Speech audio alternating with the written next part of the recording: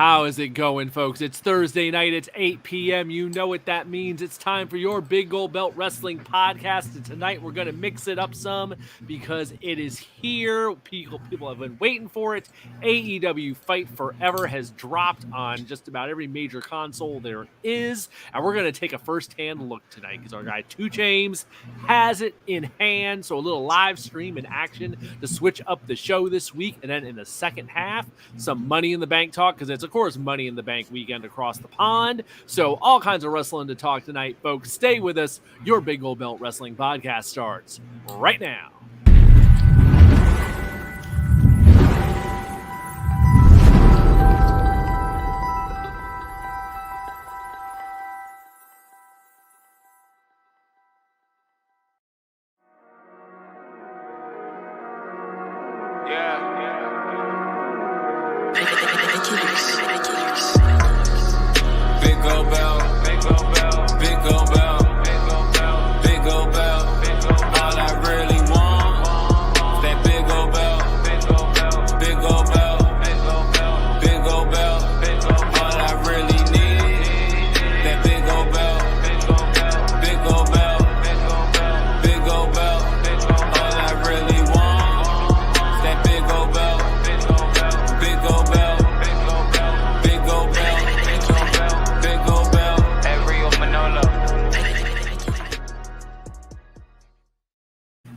How is it going, everyone? Thursday nights with your Big Gold Belt Wrestling podcast for Season 3, Episode 22 tonight.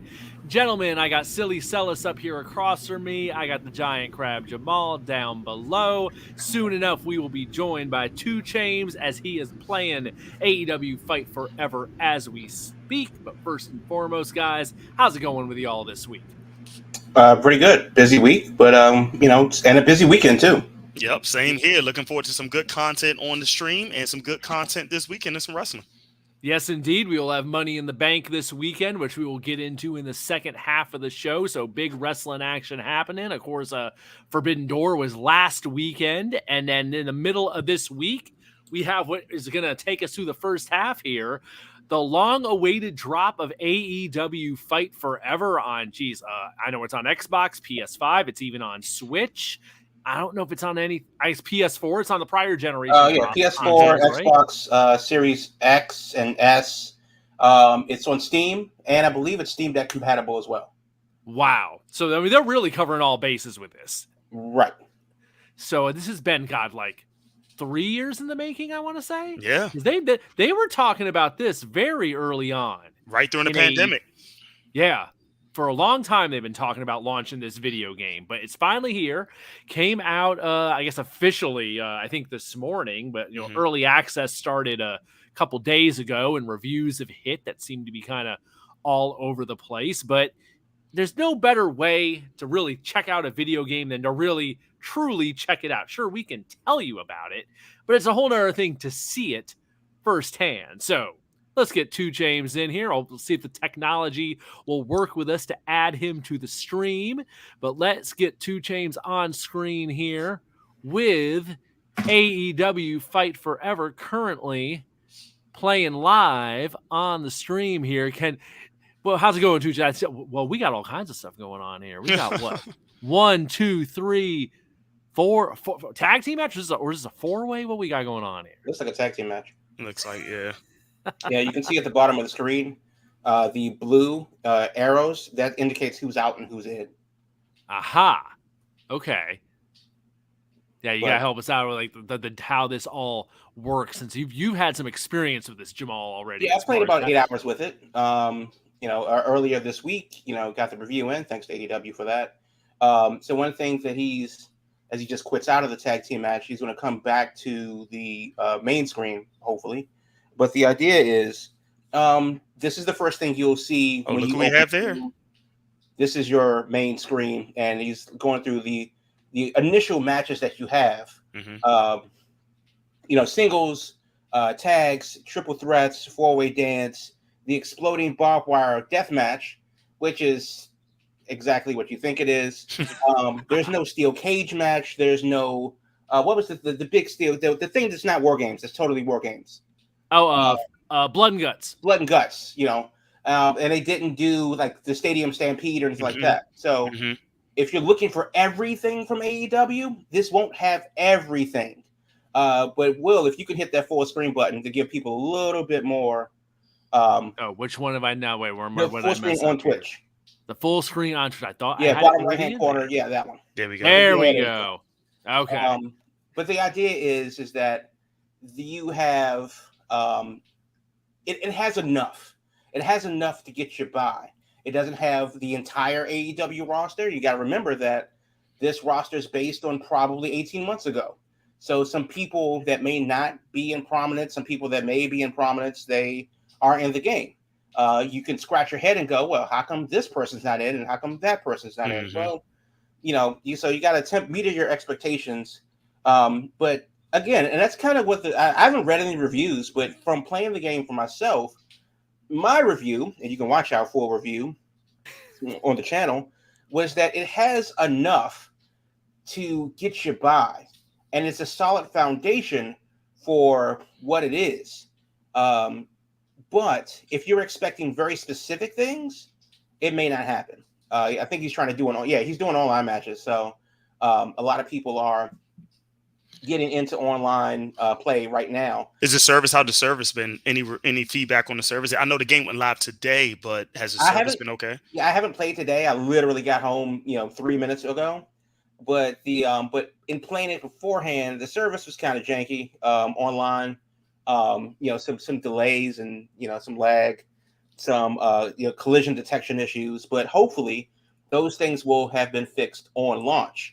Not sure if that's the case because I haven't played it since launch. But even still, there are other things other than online to get it going, because Road to Elite is more than competent and will get more of your attention than almost anything else. The Creation Suite isn't bad, but unfortunately, this is not enough. There are things that I wish that I could do. I wish I could upload my own logos. I wish that I could add text or something like that, but you have enough to pick from. So if you're trying to deep dive into any one thing, it may not be exactly what you need when you need it. But if you want an overall kind of buffet of what the game is, sure. It's exactly that. So how does it play? It really feels like WWE Day of Reckoning, which is probably like the last of that style game. I 100% agree. The run mechanics, that's the thing. Like, just in general, there seems to be like this slight delay. Like the run mechanic, it feels like you have to do 3 different things. It's like starting a boat, when you're running. It's not as instant as like the Nintendo 64 days. There seems to be a lot of some latency issues, and timing is everything in this game. Because if you remember No Mercy, you have the timed blocking. They puff their chest out to block a strike or to block a grapple. Well, if your timing is not great, then it has to be perfect, and there is no wiggle room. So you gotta get that rhythm for it down. Yeah, you have to have a rhythm for it, but it's kind of janky, and the lag is kind of frustrating. So it's really hard to get the timing down. The run mechanic, it's like starting a bus. You have to like run and then point in the direction that you want to run, and interactions with like the ropes, interactions with the corner turnbuckles, getting in and out of the ring when you're on the apron, they're not as fluid as they should be. And I get it that the game is just an arcade pick up and play, but it's still 2023. Like certain things are just not going to fly when you have okay, good. He's finally going to an exhibition match to get something going because online wasn't. Online apparently is not kicking it tonight, it seems. Yeah. And we can't forget that we have patch updates that will happen from time to time. So do you think patch updates can fix that run mechanic? Nothing's a deal breaker yet. We are ready for the bell in this tremendous 4-way There we match. go. Yeah, but nothing's a deal breaker yet. You can hear Tony Schiavone entering the announce the match. But like, take a look at this entrance. That's Christian Cage. Cool. That's literally his entrance. That's all you get. Yeah. So it's like I wish that I could do certain things, but this is all they give you. So I wish but you can't turn the entrances off. So this like is a all snippet of each one, essentially. Yeah, let's just Not skip 7 it. seconds. That's Which over. is weird because some people have elaborate entrances, like Jericho, for example. Yep. Moxley comes through the crowd. But he's not singing Judas for 2.5 minutes with the crowd.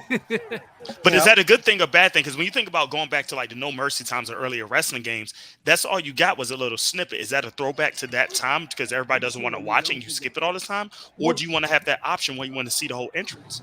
Well, but that's the thing. It's like give us the option to turn it off if we don't want it. Got it. But Right. if in the day of the spectacle and your entrance music and video and all that stuff goes into the spectacle, if I really feel that I want to just jump right in, I'll turn it off. But if you're going to give me 3 seconds and manual pyro, then it's kind of like, well, what are we doing here? Mm-hmm. So, yeah, it's a lot of those things where it's like, okay, I'm glad that you did it. I wish I wanted more. And everything that I feel about the game, I just want more of it, which I guess is both a good and bad thing. Yes, I want more characters. I want a better roster. I want more moves. I want more, things for the creative suite. And because I want to play more. So it's kind of a mixed bag in that way. And, for the money, personally, I think it's worth a good $50. Catch it on sale. If you need to play a day one, then you already have it. But it is kind of like, I see what they tried to do. They did some things very well. Some things they didn't do well, but they're excusable. Certain things that they didn't do well are inexcusable. And it's like, one thing that's really frustrating about the match, because a lot of the things that you're going to do are, because you see Pac has a special already, but you see how long it took Knox to get down and count? Yep, Yeah. Saw that. Right. Like, it took him an hour to get down and make the count. And it's just like, how is this okay? So how's the button responsiveness? Like, I see how 2 Chainz is playing right now. It seems like it's pretty fluid on, like, if he hits the X button or action button or a strike button, it's pretty responsive, or is it give and take? It's a give and take. So, like, it's responsive in the sense that you'll do a thing, but you notice how he's kind of leaning on this, oh, hey, Regal, remember you. But he's kind of leaning on the... Okay, see, that was one thing. He went over to the guy. Just break up the pin. But because it doesn't manually switch characters, he couldn't break up the pin. So he lost the match. So it's like those little thing. I wish that there was some better way to do that. And it's like that literally cost him the match, the inability to break up the pin. And that's kind of like, damn. And now we're back here. Yes, the comment, hey, this is a functional wrestling game. Shout out to Arco. Absolutely. Because some people have less than, and I think we said this in the review also, like, hey, if you want an arcade, you don't have to think about anything, just pick it up and go. Cool. Play Fire Pro Wrestling. If you want a super specific simulation match, nitpick everything, play WWE. This is really in the middle, and it leans one way for certain things and it leans the other way for certain things, but it's not really enough of everything. And I think that's going to come with time. That's going to come with, the patches and the updates and the DLC. And hopefully there are some quality of life updates that they hear from the crowd and go like, okay, we could tweak this. Yeah. But even still, even though like we literally saw him lose a match because of like an issue with the intuitiveness of the button scheme, it's like that's not a deal breaker though. Mm-hmm. Mm-hmm. It's annoying. To me, that's the learning curve of figuring out the controls of the game. Right. But that's also a thing. Like where like now we're getting beyond the surface of just striking strikes and grapples. And now we're trying to, get into like very specific things, and that's where it's get lost in the sauce. It's not that it doesn't do any one thing well, but it doesn't do anything one thing poorly enough to go, nah. So it's it's fine. I mean, the character models look good. That does look like Brian Cage. Some of the character models Yeah. No. Nyla Rose. Yeah, they'll let you do intergender, as we're seeing. Each of these matches That's have all I've had seen ladies on in them. YouTube videos. All intergender matches. Yeah. Britt Baker was in the last match. Yep. Right.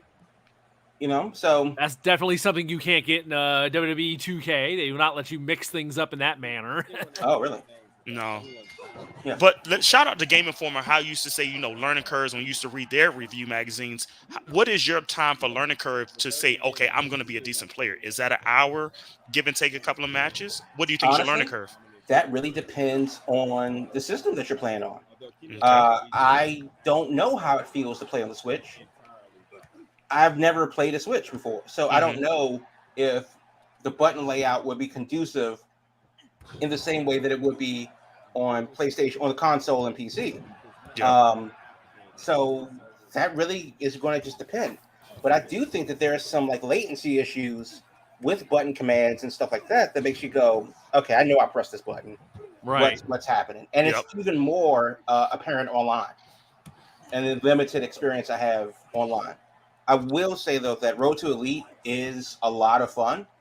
I like the way the story's going. It's repetitive because, well, wrestling's repetitive. They got to make the towns every single week, and they do the thing. But on the other hand, there doesn't seem to be any structure to the storytelling.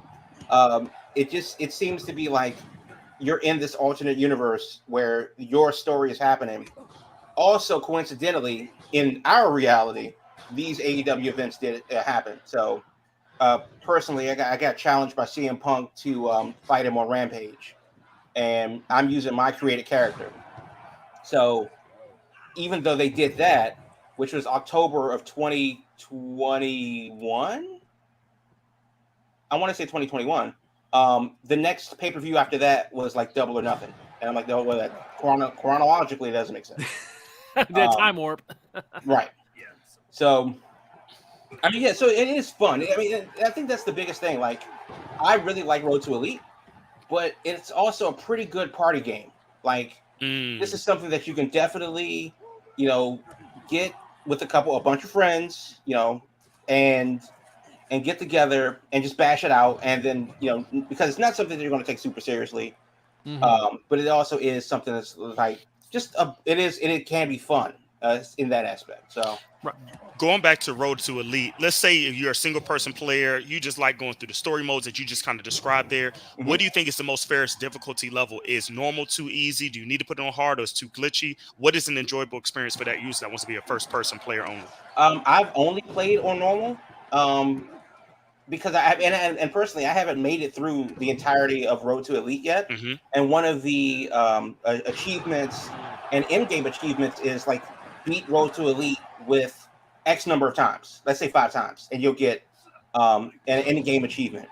So Road to Elite, I would assume, is probably just a run through the 4 pay-per-views, and then maybe an epilogue, and then that story's over, and then you start it over again with another character. Essentially, do a year cycle of the pay-per-views is the usual deal. It kind of seems in those. Our buddy who has the Switch, Adrian Arco here, came back. Shout out Arco, classmate of mine. Okay, there you go. Me and T. James. There you go. For the Switch, it feels good to have a portable wrestling game. It isn't perfect, but it's not 2K18 when it was in the Switch. AEW has a long way to go, but it's a start. Plus, I trust THQ. That's always the upside with the Switch. Is it's like the portability that you can play it on the TV, or you can switch it up and take it with you. So that is a big plus. And as someone who has a Switch and also a PS5, it kind of does have an upside there where it's like, well, maybe I would want to have it, for home on the PS5, but when it goes down in price and it's on sale, picking up an extra copy for the Switch kind of has an added value that the other versions wouldn't have. So, and in that same vein, there are pluses out there in that respect. I know people that are waiting for the Steam Deck version, so they can put it on Steam and carry that with them portably and play it on PC and on Steam Deck. Yeah. Yeah, I mean, it's the thing. One thing that I will say is that, of course, once you get further into the game, you can unlock everything. You can have up to 5 finishers, for example. You can have up to 5 signature moves, and you can completely revamp the entire moveset for every character if you choose. unlock additional skins. So it definitely has some replayability to do a thing.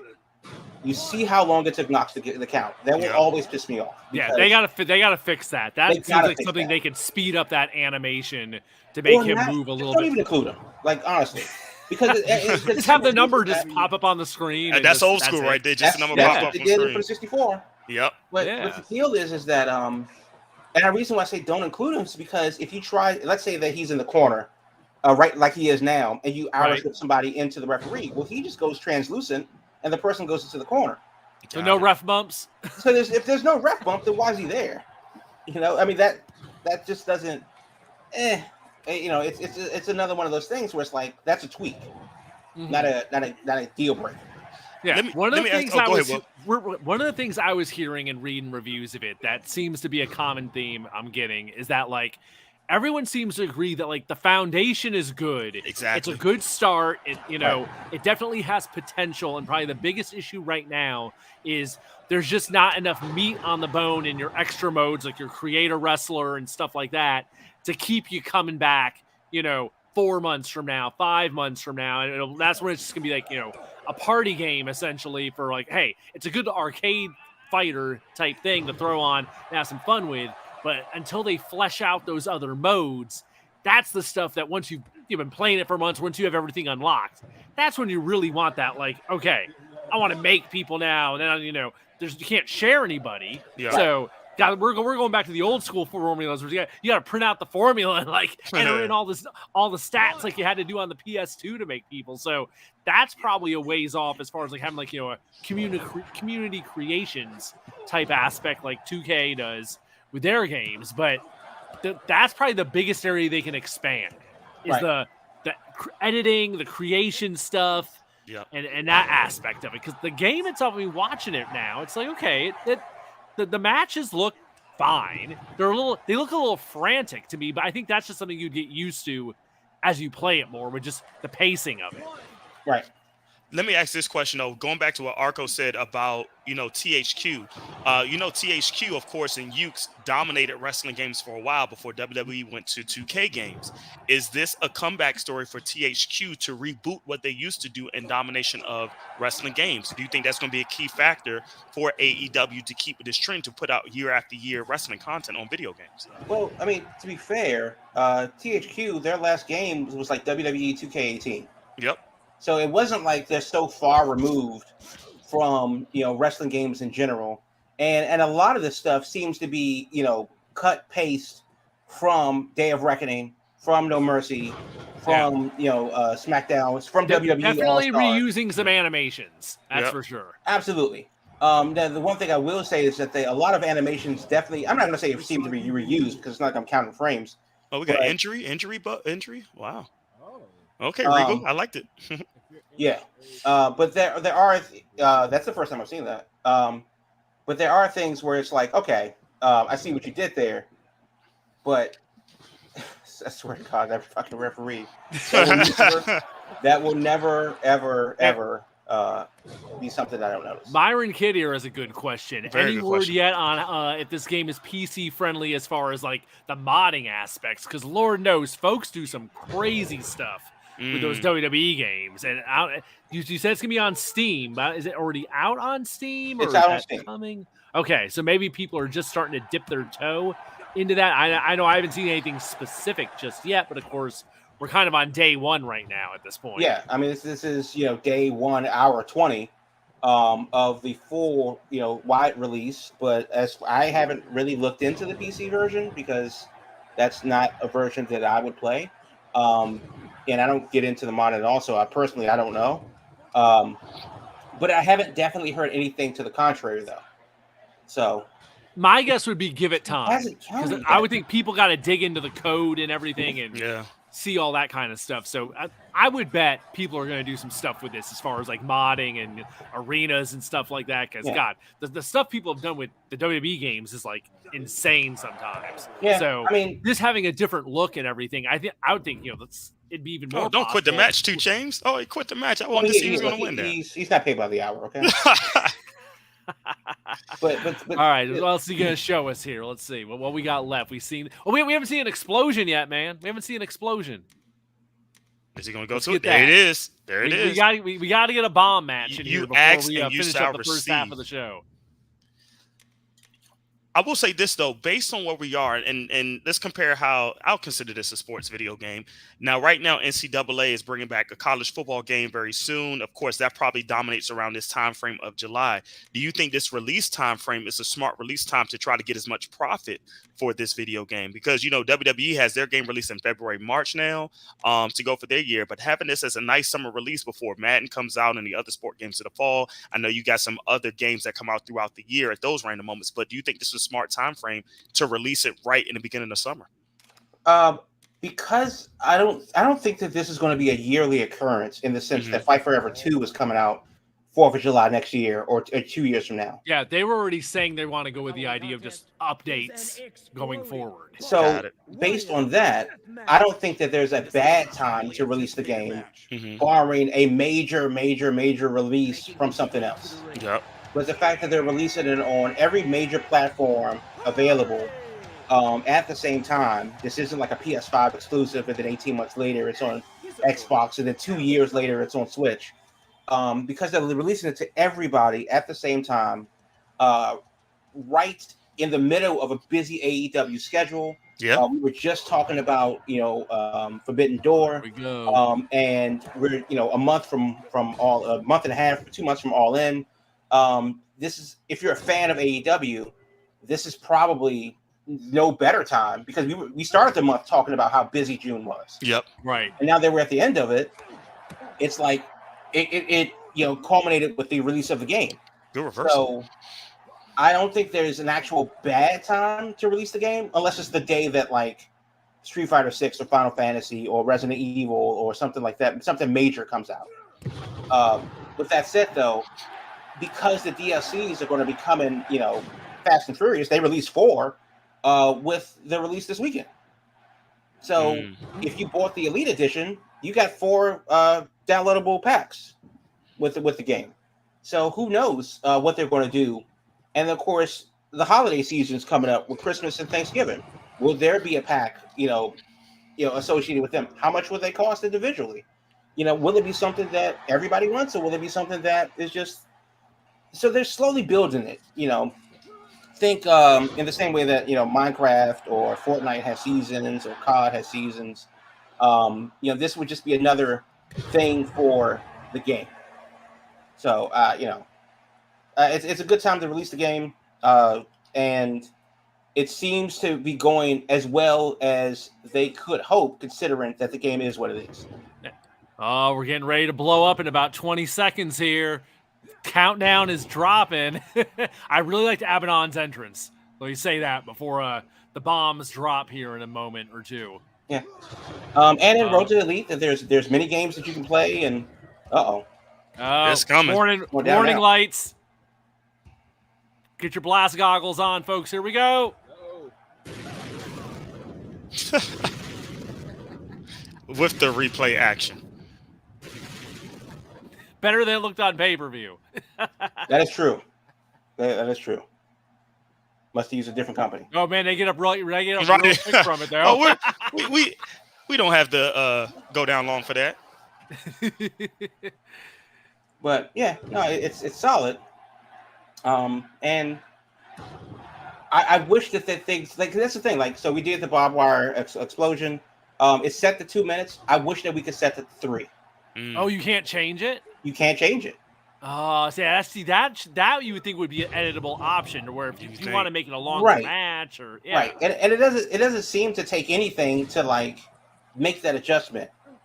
How long before the bomb goes off? I would say 5 minutes is good, because the point of it is to win the match. Hey, there was no referee in there, so right, yeah, no referee, just the right. So that's kind of a thing where it's like, okay, they got us the match, but it's like, I wish they gave us more. Yeah. There's very little blood in that too, surprisingly, considering barbed wire and stuff. Well, but it was electric barbed wire, so it would just burn. But then again, they don't have like burn marks or something like that. it's just sparkles and smoke. So, Pop the you know, trophy, it is what it is. But you see where, you got another trophy for that. But it is what it is, and you can see the shop where you can buy items. He already bought Cody Rhodes because that's what you have to do. Each thing that you do in the match gives you AEW bucks. As you can see in the upper right hand corner, it's pretty. It's a good foundation. So he'll do that. He'll keep playing until his eyes bleed. Because, fourth is coming, so everybody long weekend for the government. So it's bastards. But yeah, it's really Nick Jackson's face. It's ooh, what the heck did they do there? right. So like Abaddon looks great. Jericho looks fine. Nick Jackson looks terrible. Man. And that's another thing too. So when they're talking in Road to Elite mode specifically, they even 2 Chainz gets a laugh on that. they map the facial movements over like a skeleton. So it's not that the mouth individually moves; it's that his whole mustache just shifts in every direction as he's moving. It's super weird. So it's like online does not want to work on this thing tonight. Online does not want to work. So it's still early though. Like you said, it's the first 20 hours and 35 minutes, right? Right. Exactly. Almost makes you wonder if their servers aren't if they're overloaded or something. Being it's kicking out so fast. Yeah. So we'll let him do that, then go pay some bills, and but that's what it is though. Pretty much what you see is what this thing is. They're gonna need crossplay. Oh, so there's no crossplay in it. I hear 2 Chainz talk about crossplay, so there's no crossplay between consoles, which Madden's doing that for the first time this year. I'm wondering if AEW may have a patch with that to come up with that for crossplay. Because it's going to be interesting to see who's going to try to use it more versus Switch, PS5, or Xbox Series XS. Who's going to try to dominate that. But of course, crossplay I think is only going to be with Xbox and PlayStation, but not Switch. Or Xbox and Steam. Yeah. Yeah, a PC involved. Or Street Fighter 6 has it going between PC and Xbox and PlayStation. So, well, there we go. We see CM Punk before we wrap it up here and move on to some Money in the Bank talk. Yep. Let's see here. Oh, geez, CM Punk versus Cody Rhodes. Yeah, we might as well see this match, and then we can. Now that online record of 5-3 that will update. Oh, okay. Oh, that's cool. I like that. Oh, we can get some. Now, with online rank matches, it's always interesting to see the cheesers to try to get cheap wins. Yeah. Yeah, I mean it is. Oh. Ooh, headlock takeover. Yeah, so you have your strong grapple, you have your weak grapple, and your reversals, of course. And then, of course, everybody's at the bare bones, so you have to build them up to evolve their movesets and evolve their abilities. Ah, okay. Now I see the running mechanic. So some people have anti-air defense, and some people need that. Some people don't have a dive out of the top rope. Some people need that. Oh, taunting with the push-ups. Well, you got to, and some people have a taunt buff, and some people can get that later. Ooh. So I do like the crowd reactions. Some of the moves look really smooth. Like that chop in the corner looked really smooth, and some of the other animations just look very jerky to me. It's like yeah. Oh no, there are certain animations that are bad. They're bad. There's one powerbomb that I have for my created wrestler where they don't come flush with the canvas, and they actually hover in the air while the pin is being made. It's weird. Bad. But for the most part, that suplex looked good. And then I don't know. But that's the thing. Like there's 500 moves in the game, right? And 90% of them look pretty good. But then when it's bad, it's really bad. When it stands out when it happens. Right. And we're not talking about messing up of your frame rates or frames per second on your TV or monitor, whatever you're using on. Just naturally, that's the game of how it's doing it. Yeah. I mean, there's certain, like, for example, the sounds don't sync up. There's a couple moves where they land in midair because the collision detection's off. There's like a lot of clipping and artifacting, So when you notice it, you can't unsee it. But for the most part, it is, pretty good. Ooh, Cody taking it to CM Punk here. Little snaps right there. But that's also a thing. Like it's you kind of need to know how your moves flow into each other. Yeah. Right. Because you notice how all of Cody's moves, the way he's using them, one thing kind of leads into another. So it's not necessarily chain wrestling specifically, but it is more like a signature now. He's building a match. Yeah. I lost it. Yeah, you lose it when you take a bump. So I'll say we haven't seen the crossroads yet. Grapple. Okay. 2 Chainz to put him away here. No, Cody cutter. There you go. No, now he's on fire. No, pedigree. Oh no. Little power driver. But now we might get ready for the crossroads. Well, he lost his special. Oh, and that's another thing too. It says mash the buttons, but that's it. But how do I know if I'm even close to kicking out? Yeah, right. Yeah, there's no energy bar or nothing. You just have, the momentum meter, and that's it. Well, it's not like SmackDown versus Raw where you have the little pinwheel, lockpick, quick time, quick time event. So, damn, the match was half a star. Good Lord. After all that. And that's another thing too. It doesn't tell you how to get better match, at the star matches. Like, what does that mean? Is there a way to integrate, star matches in your match? How do you know that you're having a good match before it's over? That would be something I would like to see on screen. We're like, oh, this is a 3-star match so far. Yep. So it's good, but I need more.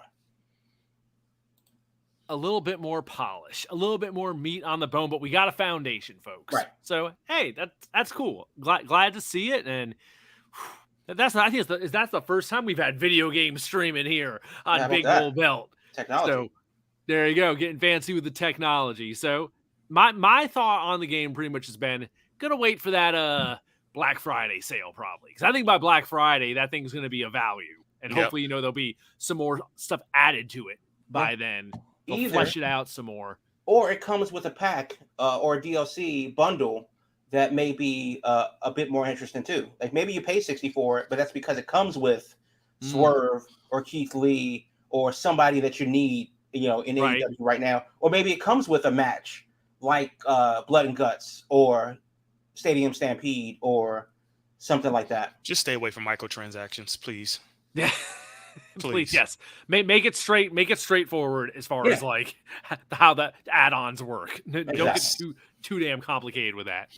All right, folks, that was a big first half there. So we will go to our commercial break, and then we come back after that, we'll get right into things with we'll quickly talk about this week's Dark Side of the Ring because Silly Sells. Check that out with Junkyard Dog, and then Money in the Bank is this weekend. So we gotta talk about Money in the Bank because big things will be happening across the way with the Money in the Bank briefcases and a certain civil war happening. So stay with us, folks. Your Big Gold Belt Wrestling Podcast will be back right after this. Are you a fan of all things media? Are you a fan of professional wrestling and sports? Then you need to check out Big Gold Belt Media. We're the ultimate destination for all things entertainment and media, with the latest news, interviews, and analysis from the world of the aforementioned entertainment realm. Our team of dedicated journalists and analysts will bring you exclusive content that you're not going to find anywhere else. And we're not just an online destination. We attend live events, conventions, bringing you behind-the-scenes access and exclusive content that you're not going to find anywhere else. Plus, you can show your support for our brand by subscribing to our Patreon, patreon.com/BigGoldBelt. Join the Big Gold Belt Media community today and stay ahead of the game. Follow all our social media platforms at Big Gold Belt for the latest updates and exclusive content. Whether you're a diehard wrestling, sports, nerd culture fan, or just a casual like some people, Big Gold Belt Media has everything you're going to need to stay informed and entertained. So what are you waiting for? Check us out today at biggoldbelt.com. That's biggoldbelt.com. Hey folks, thanks for being with us. It's Thursday night, as we always do, 8 p.m., your Big Old Belt Wrestling podcast streaming live. Right quick before we get into Money in the Bank, this week's Dark Side of the Ring was on Junkyard Dog, legend of the 80s, big-time star from back then between Mid-South and WWE. I haven't seen the episode, Celis, so last week when we talked about Dark Side of the Ring, I had seen the Doink episode, but 2 Chainz hadn't seen it. So this time we're flipping it around. I haven't seen it yet, but it's in my queue of things to watch this holiday weekend. So tell me, is this an episode I should race to see and get right to it? Or can it wait a bit because it's kind of, it's good, but and the craziest, most must-see thing out there? Because Dark Side of the Ring sometimes, oh my God, nuts. And other times it's kind of like, okay, that was an all right one. So where does Junkyard Dog fall this week? So let me answer that with a question to you. How would you rate the Doink episode? I liked the Doink episode. And the main thing I liked about the Doink episode is even though I was very familiar with the Doink character, I did not know all the drama surrounding his death. Yes. So at the end there was a whole bunch of stuff that I had no idea about. And that was interesting. So I would say this, rated the same way as the Doink episode, but stayed at the end in dealing with his death, that middle part that went from Mid-South to WWF, that was a very interesting story about what happened, some rumors around what was stated kind of happened with that transition story, and how somebody is perceived from one organization to the next. And we see it all the time now because it's right in front of us where you say, oh, this guy's NXT. He's going to be great. He's ready for the main roster. And then when you get to the main roster, why it doesn't pan out.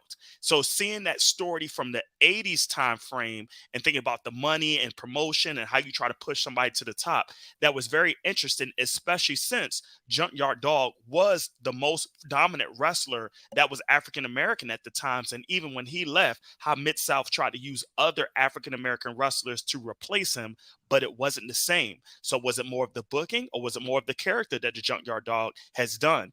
So that was very interesting to hear his story. Once again, when you hear about his death, that death is a very sad situation. And it's always that what if I would have, or what if I would have known, that could maybe have helped somebody in that situation. But it was a very sad way of how his death came and how that detail came without spoiling it. But once again, I thought it was very good. I was very intrigued when I saw him preview, from the Doink episode. I was definitely intrigued about what his story was, and I would rate it the same way Doink episode was. All right. Excited to see it this weekend. I'm definitely going to get to it. And then next Tuesday, because the 4th, there is not a new episode next week. Nope. So there's kind of 2 weeks here to get caught up on the new season of Dark Side of the Ring with what they've been doing between Doink and then the Chris Candido episode was really darn good also. So some interesting stories so far being told on Dark Side as always. So this weekend, things move to London. We're in Canada with AEW last weekend. This time we go across the pond to London for Money in the Bank. Last week on the show, we talked a bit about Logan Paul being in the Money in the Bank match and how big of a deal that might be and him probably being a front runner to possibly win that just due to his celebrity and what could happen with that. And we didn't get too much into the rest of the show. So to run things down real quick, run down the table here. This is what we're looking at right now, heading into a Saturday at 3 p.m. This is a nice afternoon show in the UK, which I always like. We got Gunther versus Matt Riddle for the Intercontinental title. We got Ronda Rousey, Shayna Baszler defending the women's tag titles against the returning Liv Morgan and Raquel Rodriguez. We, of course, have the Bloodline Civil War with Roman Reigns and Solo Sikoa against the Usos. We have Seth Rollins defending the new World Heavyweight title against Finn Balor. Here's one that really stands out to me. Cody Rhodes and Dominic Mysterio is sleeper match. That's an interesting one. We'll talk about that one in a second. And then to finish it up, the 2 Money in the Bank matches. First, the women's. We have Zelina Vega, Becky Lynch, Zoe Stark, Bayley, Io Sky, and Trish Stratus in the women's match. And then on the men's side, we have Ricochet, Shinsuke Nakamura, LA Knight, Santos Escobar, Butch, the former Pete Dunne, and Damian Priest, along with, of course, Logan Paul that we mentioned earlier. So let's make it real easy here since we got the whole card right there in front of us. Sell us you first. What stands out to you on this card? What has your attention the most heading into Money in the Bank on Saturday? Of course, the Money in the Bank matches I'm always interested in because this is my favorite pay-per-view big event of the year. But I'm interested in this Finn Balor versus Seth Rollins match. I really think this is an opportunity where if WWE books it the right way, I think Finn should win it. So it completes that story about how he was the first Universal Champion, had to lose it due to injury, maybe sell an injury storyline within the match, and then have Finn come on top. I think that would be very good for Finn. I think that would be very good for the Judgment Day. And if you book it correctly, remember, there's some rumors about some tweaks that can happen in the Judgment Day, that this could foresee some future tweaks that happens with the roster transforming on Judgment Day, or if it's maneuvering or some people are in or out of how you build with that. This pay-per-view could really be a Judgment Day pay-per-view if you really look at it from top to bottom of who's in it, of how it can go. So I'm huge with this Finn Balor, Seth Rollins match. I really think if they book it correctly and the match goes in the right way, that Finn should win it. Let me ask you this before we jump to Giant Crab. Is it too soon for Seth Rollins to drop the gold? Because he just won it in May, this new belt. So this is kind of the first big title defense other than the ones, he's had on Raw so far. But this is the first pay-per-view title defense. So is it too soon? I don't think it's too soon. And the reason why is, to me, I think it could get boring if you have parallel two people with long reigns. Of course, Roman has this super long reign, but I don't think Raw's World Heavyweight title should have a long reign. I think throughout this year up into Mania, have it of a semi-hot potato, but legit storylines about who takes it off of who. You have a perfect opportunity where this is not just a 2-month or 1-month storyline. This is a couple of years that's been going on with this one, but just low-key in the background due to Finn Balor, of him being hurt and how he went to NXT, coming back and building himself up to a top star. I think it's a good time to take it off of him, but it still keeps Seth fresh about what you want to do and him having him chase it again, being a face or whatever you want to do.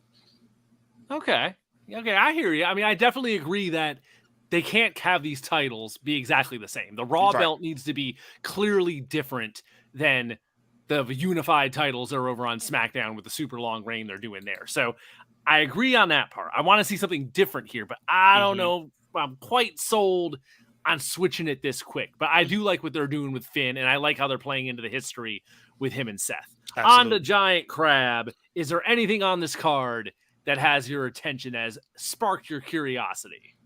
Well, actually, I was really thinking Cody versus Dominic based on the whole idea of what Judgment Day is going to, how Judgment Day is going to evolve after this pay-per-view. But looking at it top to bottom, the one that stands out to me is the women's Money in the Bank ladder match, just because of how different the contestants are. This isn't your typical 4 horsewomen match with the same, people at the top or just under the top of the card. With Zelina in it, Zoe Stark, Io Sky, and Trish Stratus. That is not, that's not the similar who's who when you talk about these high profile matches. Everybody deserves to be there, between Becky Lynch and Bayley as well. But it's still like this. I don't know who I want to win this. Because if anybody wins it, they will have deserved it because it's Money in the Bank. Yep. But if they do win it, that puts their one on a path. We could see something very different, or we can see a little bit more of the same. Very interesting to see who wins this and where this briefcase takes their character going forward. So, because if Trish Stratus wins it, The legend. That makes SummerSlam very interesting. Yep. So who knows? But that's the one that really stands out because of how many different ways it can go. Yeah, there's very different stories that can be told in that match with who wins the briefcase. And there's a story for everyone in that match to get the briefcase. Of course, Becky Lynch has been trying to get back in the title picture. I like how you have two groups here between Zoe and Trish, who are affiliated, and Bayley and Io, who are also affiliated. So there's the ready-made story. If one of them gets the briefcase, how does the other respond to that? Especially, like I say, if they went with Io Sky, I'm sure Bayley would have some very interesting reactions to that as far as how that would work with damage control and everything. And they have Trish Stratus in this role of like kind of mentoring Zoe Stark, who's by far the newest face in that match. So that could be a whole interesting dynamic there. Zelina coming off the last show in Puerto Rico has a lot of momentum right now. And Lord knows the LWO has also gained a lot of momentum coming out of the Puerto Rico show. So that really, in a lot of ways, might be one of the most interesting matches on the show, just because you can make a case for any of those 6 Absolutely to win the briefcase, and it fits and it would make sense.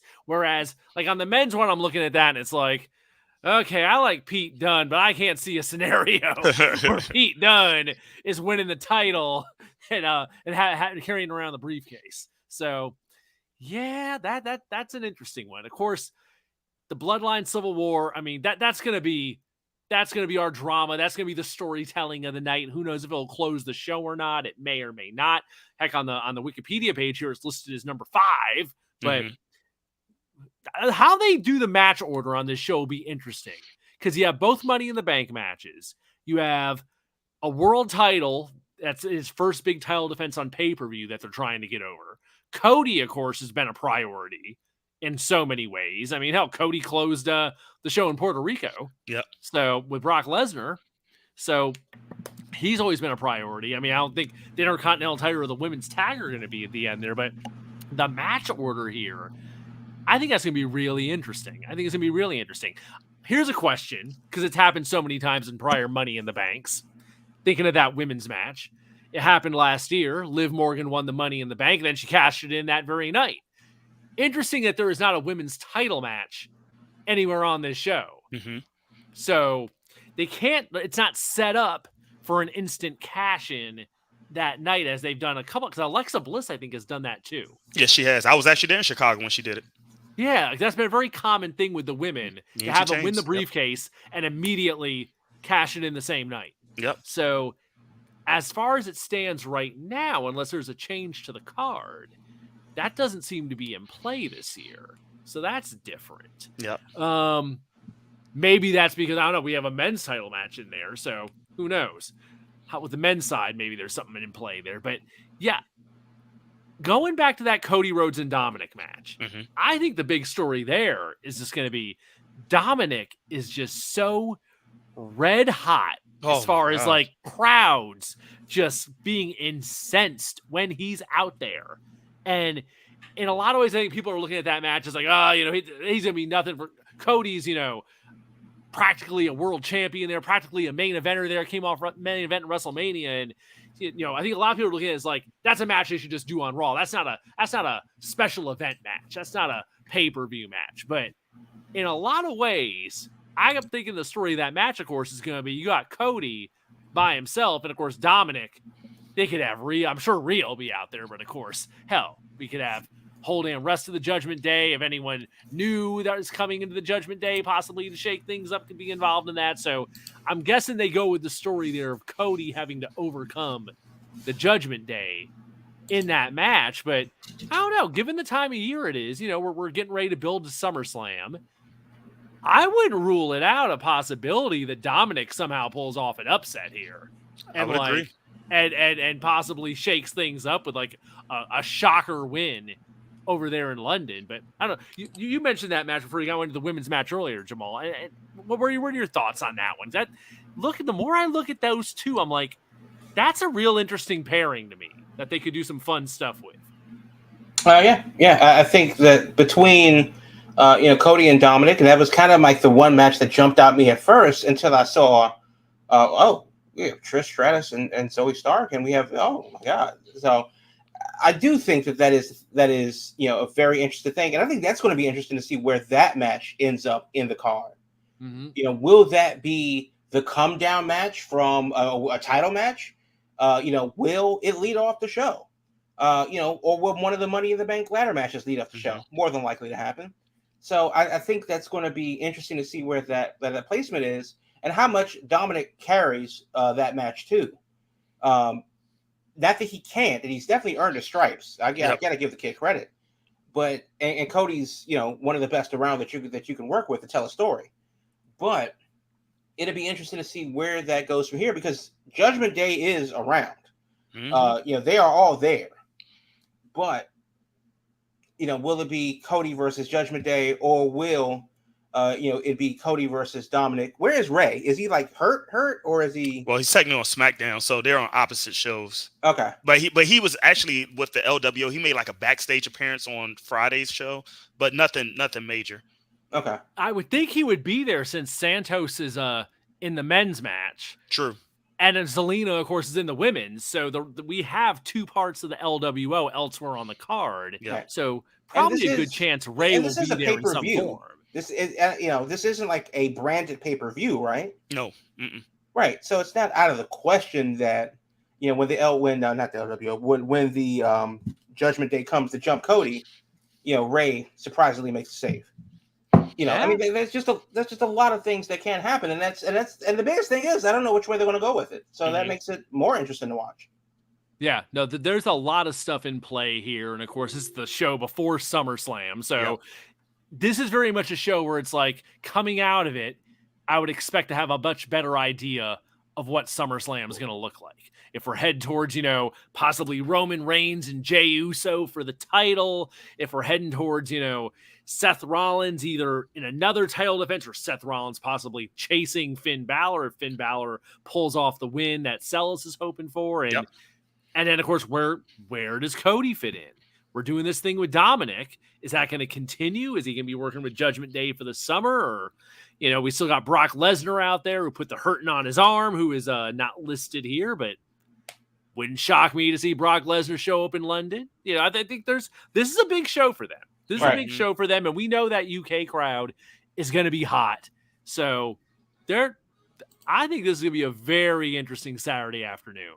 And I like, they've been doing this a lot lately. It's 7 matches.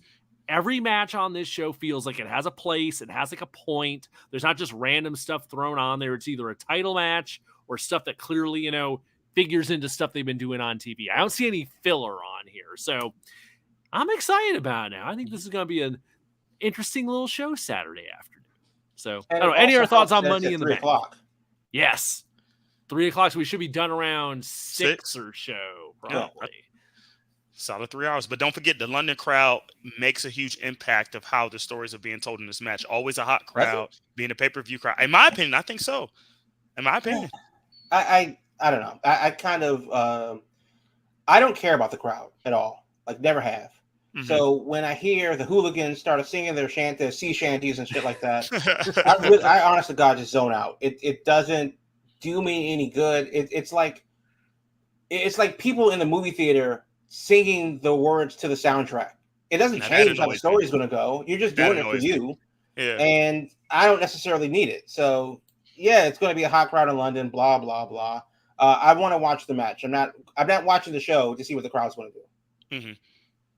But that's the thing. People do feed off of that energy, I guess. But sure. Well, hey, the Clash at the Castle show in Wales, that was a rowdy damn crowd. So I don't know. We'll see. We'll see. My guess is it's going to be a hot afternoon in the UK for us folks watching here in the States. So I don't know. This at first I was kind of like, Money in the Bank. But looking at it, I was like, no, there's a lot. I think the big thing on this show is there's a lot of stuff that's just not clear going into it where they're going, which makes for a fun show when you can look at it and be like, okay, they could do this, they could do this, they could do this, and it all fits. So I think it'll be a fun show. All right, we're all fun show, just like we always have your big gold belt. So we got a minute or two left. Any other thoughts anyone want to throw in before we get to our hour here, since we spent so much time on a Fight Forever to start the night? AEW announced that tickets for Grand Slam are going to go on sale July 22nd. So if you're going to be in New York, they're doing it again. Grand Slam 3 at Arthur Ashe Stadium. And I only say that because specifically, that's, WWE is going to London for Money in the Bank. AEW is going to London for their house show. And let's not pretend that this show isn't anything more than a big ass house show. But Grand Slam is definitely an event. And if you talk about the crowds, if you care about the crowds, then this is going to be one of the bigger crowds that they have attended an AEW event. So it's been fun. The 2 times that I've been, I can't wait to go to the 3rd. Awesome. That's right. You've been to every single one of those shows at Arthur Yeah. Ashe. That's been up till now. That has been their biggest, 20K plus crowds. So up until Wembley happens. Right. So a big night coming. Oh, I think they also announced Blood and Guts this week. Oh, they did. I think I saw it earlier today. That I think it's happening in mid-July somewhere. Interesting. I saw something earlier today about it. So that's definitely coming too as a special episode of Dynamite coming up. So either way, all kinds of stuff is always happening in wrestling. There's never a dull week. That is for sure. There's never a dull week. So, folks, every Thursday night, 8 p.m., your Big Gold Belt Wrestling Podcast is right here, streaming live on Twitch, on YouTube, on Twitter, on all your different social media platforms. If you can't join us live at 8 p.m. on the social media, that is not a problem because the next day we drop the show in podcast form on all your favorite podcast platforms, and the video feed lives on YouTube. So, for the episode today, that was much more video intensive with all the AEW Fight Forever footage. You can go back and check that out if you joined us late tonight. Whole first half of the show was AEW Fight Forever with 2 Chainz sampling the game. So a different show this week. That was kind of fun having the video game action going on. So on social media, you can find us at Big Gold Belt, whether it's Twitter, Instagram, all that stuff. And of course, the website, biggoldbelt.com. Thanks for joining us, folks. Thursday night, 8 p.m. We are here each and every week. Watch some wrestling this weekend, folks. Play some wrestling video games, and we will talk to you later next week, Thursday, 8 p.m. Thanks for joining us.